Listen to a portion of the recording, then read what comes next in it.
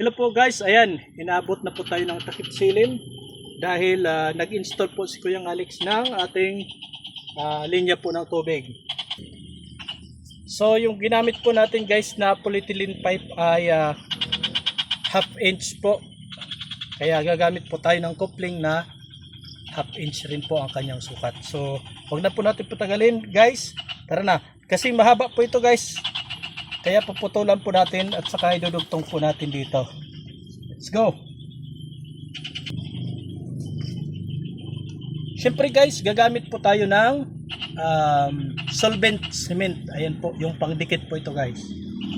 Tapos meron din po tayong tila na pumunas po para siguradong tuyo po yung ating paglalagyan po ng solvent.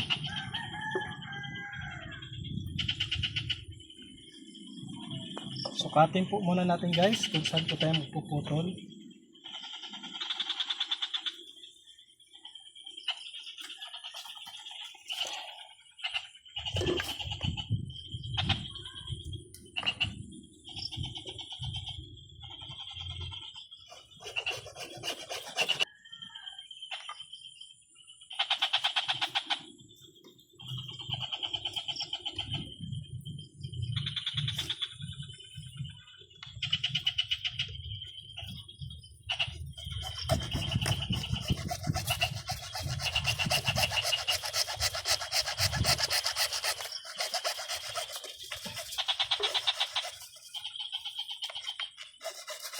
Ayan, dahil walang pamputol si Kuya Alex guys, gumamit lang po tayo ng hacksaw blade.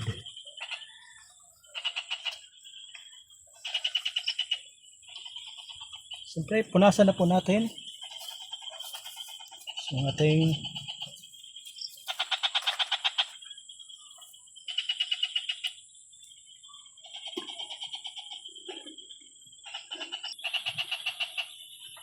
So, ayan na nga po guys, lagyan na po natin ng solvent.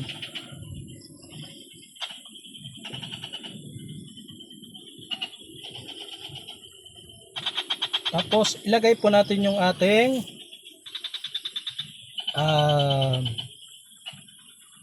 coupling.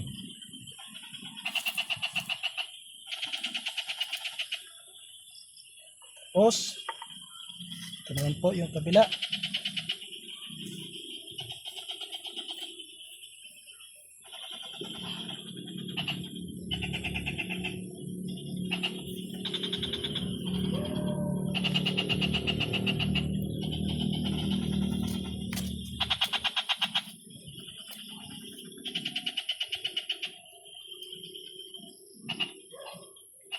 So, ayan lang po.